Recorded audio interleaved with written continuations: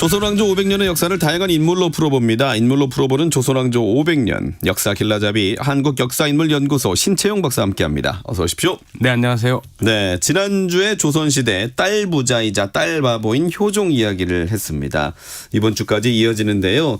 효종이 시집간 딸에게 보고 싶다, 이 언문 편지를 많이 했다고 여기까지 말씀해 주셨습니다. 네, 맞습니다. 조선의 왕들도 자식을 둔 아빠들이었기 때문에 지금의 여느 아빠들과 똑같았어요. 네. 특히 딸을 낳은 아빠들은 그 예쁜 딸이 시집 가는 걸 매우 서운해하잖아요. 네. 효종도 마찬가지였습니다.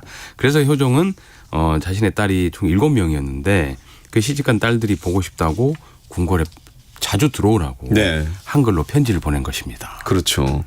자, 이제 편지 내용을 한번 들어보기 전에 공주들이 일반적인 양반가의 남자와 결혼을 하면 그 시댁에서의 공주들의 언행이 좀 궁금합니다. 그러니까 나는 왕의 딸인데 위세가 상당한지 아니면 반대로 시댁이니까 또 조심스러운지도 궁금하네요. 그렇죠. 자, 일반적인 가문에 그 남녀가 결혼하더라도 그 우리가 생각하기보다는 오히려 조선 전기에는 유교 문화가 자리 잡히지 않았기 때문에 네. 뭐 함부로 하는 경우도 많았어요. 남편을 하대하거나 남편을 집에 못 들어오게 하거나 부인이 또 시부모한테 뭐 함부로 하거나 이런 경우가 꽤 있습니다. 특히 이런 얘기 들으면 놀라실 거예요. 조선시대 조선 왕조 실록이 있죠. 예. 거기에 폐륜적인 기사가 매우 많아요. 그것도 한 16세기 이전에는. 그 많다는 거는 그보다 더 많은 사건이 있었다는 거겠죠. 그런데 아무래도 이제 유교 문화가 자리 잡히는 한 16세기 한 중반 중후반부터는 네. 많이 사라지게 됩니다. 아하. 그러니까 공주들은 또 왕의 딸이잖아요. 그러니까. 어머니는 왕비입니다. 네 아버지 뭐 하시노? 왕인데. 뭐 이거 엄청나잖아요. 함부로 할 수 없습니다. 네. 시부모도. 그런데 이들이 또 자신들보다 신분이 낮은 사대부가의 남자와 혼인합니다. 네. 그리고 신분을 낮추어 시집가는 거예요. 이걸 하가라 그래요. 아래 하자 시집갈 가자. 그러니까 얼마나 또 위세가 등등했겠습니까. 또 시부모는 공주들이니까 또 함부로 할 수도 없어요. 자, 그래서 조선 왕조의 기틀이 잡혀지는 조선 제9대 왕 성종부터는 이제 유교 문화가 조금씩 자리 잡혀 가는데 이때부터 왕들은 시집가는 딸들에게 이제 시부모에 대한 예의를 지키라고 합니다. 예. 자, 성종은 자신의 첫째 딸이었던 해수공주가 있었어요. 네. 이 해수공주가 이제 시집가게 되었을 때 그 시아버지가 되는 우승지 신종호라는 사람에게 이런 부탁을 합니다. 네. 이게 성종의 말이에요. 네. 옹주가 시집가면 시부모를 뵙는 예가 있는데 삼가 조심하고 엄숙하게 해야 한다. 옹주가 궁궐 안에서 자라기 때문에 자기가 존귀한 것만을 알고 교만한 행실을 할 수 있을 것이니 시아버지가 되는 그대는 어린 며느리인 옹주를 잘 교육하여야 할 것이다 라고요. 아무래도 이제 이 혼인하는 연령 자체가 매우 낮다 보니까 뭐 성인이 돼서 가는 게 아니었지 않습니까? 그러니까 왕으로서 좀 걱정이 많이 된 것 같아요. 신하에게 그런 부탁을 할 정도니까요. 그러니까 상상이 안 되죠. 왕인데 신하에게 앞으로 이제 내 딸의 시아버지가 되는 이 신하에게 그래도 잘 부탁한다. 잘 교육시켜라. 그렇죠. 맞습니다. 또 어린 나이 13살 정도의 시집을 가기 때문에 아직 교육을 다 못 받았지 않습니까? 그래서 특별히 또 이런 부탁을 하는 경우가 종종 있어요. 네. 특히 이제 성종의 아들이죠. 연산군 말고 연산군의 이복 동생으로 왕이 되었던 중종도 아버지가 그렇게 교육시켰던 걸 이어서 자신의 딸인 효혜공주가 시집가게 될 때 그 시아버지가 되는 기말로라는 사람한테 자신의 딸 효혜공주에 대한 교육을 또 부탁합니다. 그렇군요. 네. 알겠습니다. 자, 그럼 본격적으로 효종이 시집간 딸에게 보낸 그 언문 편지를 열어볼까요? 네. 효종은 딸만 7명이었습니다. 네. 그중에서 공주만 또 6명이에요. 예. 특히나 이 많은 딸들 중에서 셋째 딸이었던 숙명공주를 매우 예뻐했던 것 같아요. 오호. 그래서 이제 숙명공주는 11살 때인 1650년에 한 살 연하에 청송심 씨 가문에 예. 심익현이라는 사람이 배우자, 즉 부마로 간택됩니다. 네. 아나운서님도 청송심 씨 가문이죠. 예. 네. 이후 2년이 지나서 13살 때인 1652년에 혼인하게 돼요. 네. 13살이면 지금 초등학교 6학년입니다. 그러니까요. 얼마나 어립니까? 그래서인지 효종은 시집간 자신의 딸 숙명공주에게 보고 싶다고 편지를 보냈습니다. 그 편지가 남아 있나요? 남아 있습니다. 예. 이게 한글로 된 편지예요. 모두. 네. 아버지 효종도 딸에게 한글로 편지를 보내고 딸인 숙명공주도 답장을 한글로 써서 보냅니다. 주고받았군요. 네, 이 편지가 현재 국립청주박물관에 숙명 신안첩, 숙명은 바로 숙명공주고 예. 신안이라는 게 바로 편지입니다. 예. 이게 많이 남아 있어요. 오. 이 특히 아버지 효종, 어머니인 인선왕후하고 주고받은 편지가 모두 남아 있는데 다 해서 한 66통 정도 돼요. 예. 바로 그 편지 내용 중에 재미난 내용만을 하나하나씩 좋습니다. 한번 소개해 드릴게요. 어떤 내용인지 궁금하네요. 먼저 숙명공주가 고양이를 좋아한다는 내용의 편지가 있습니다. 네. 효종은 친필 한글로 시집간 숙명공주에게 짧은 내용의 편지를 보냅니다. 이 내용은 목소리 좋은 아나운서님께서 제가 한번 읽어드리죠. 네. 네. 너는 시부모님에게 정성을 다한다고 하더니만 왜 고양이만 품고 있느냐. 행여 감기 걸렸으면 약이나 잘 챙겨 먹어라. 뭔가 철없는 이 공주의 모습도 느껴지고 아버지의 따뜻한 마음도 느껴지고 하는 대목이네요. 그렇죠. 이때가 아직 효종이 그 승하하기 전이기 때문에 이 숙명공주도 20살이 거의 안 됐었을 겁니다. 예. 그러니까 매우 어리고 철이 없겠죠.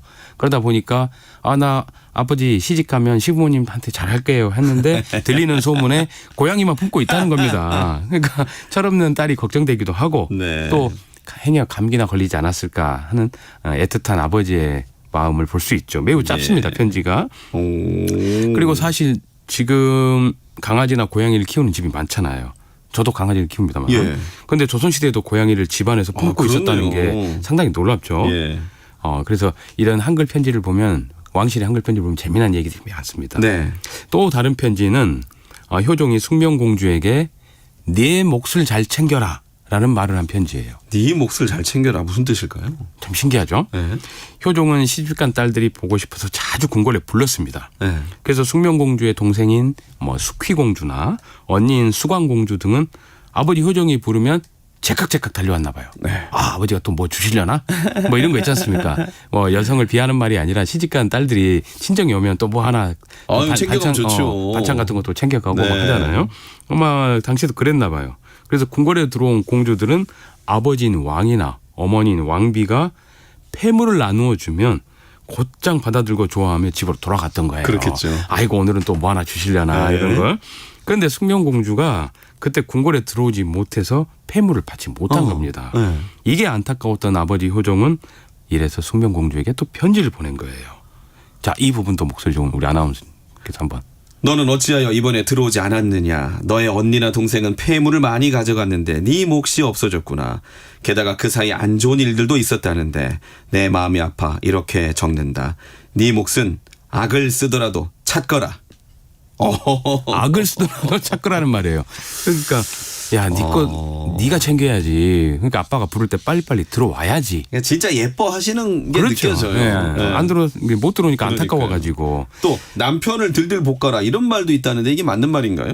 맞습니다. 이게 어떤 이유에서인지 모르겠는데 네. 숙명공주가 궁궐에 들어오지 못한 것이 그 이유가 사위놈 때문이라는 이 아버지 효종의 편지가 있습니다. 합리적인 의심이군요. 네. 자, 이것도 또 이렇게 계속 한번 읽어주시죠. 또 있나요? 네. 내 죄지. 네가 죄 지은 것이야 무슨 다른 죄를 지었겠느냐. 이번에 궁에 안이 들어온 죄인 듯 싶다. 이렇게 들어오지 못한 죄를 지은 것은 바로 네 남편 심철동 때문이니 그를 들들 볶고 싸워라. 맞습니다. 이 심철동이 바로 심익현의 아명이에요. 야, 들어오지 못한 것은 네 탓이 아니야. 예. 이 사위놈 네 남편 때문이다. 그러니까 지지고 볶고 싸워봐라 한번. 이건 좀 진짜 진심으로 싸우라는 말은 아니겠죠. 그렇겠죠. 예. 어떻게 보면 그러니까 고집을 부려서라도 그렇죠. 보러 와라. 남편 데리고 들어와라. 그만큼 보고 싶다. 네, 맞습니다. 네. 특히나 이제 아이고. 어쩌면 어떤 시댁의 일 때문에 못 들어왔을 수도 있기 때문에 네. 바로 이렇게 사위를 들들 볶아라라는 재미난 편지예요. 재밌습니다. 네. 네. 그래서 시집간 딸이 보고 싶은데 사정이 생겨 못 들어왔으니까 그 마음이 아버지로서 어떻게 했겠습니까? 예. 특히나 조선시대 왕들은요. 시집간 딸을 보러 함부로 그 집에 못 갑니다. 지금의 예를 들면 대통령께서도 뭐 장가간 아들한테 한번 가보겠다. 이게 쉽지 않죠. 안 됩니다. 이게 국정에 다스려야 되는데 그럼요. 그래서 신하들이 극력 반대를 하거든요. 특히나 이제 그걸 반대를 무릅쓰고 간 왕들도 있어요. 예. 특히 용조가 그래요.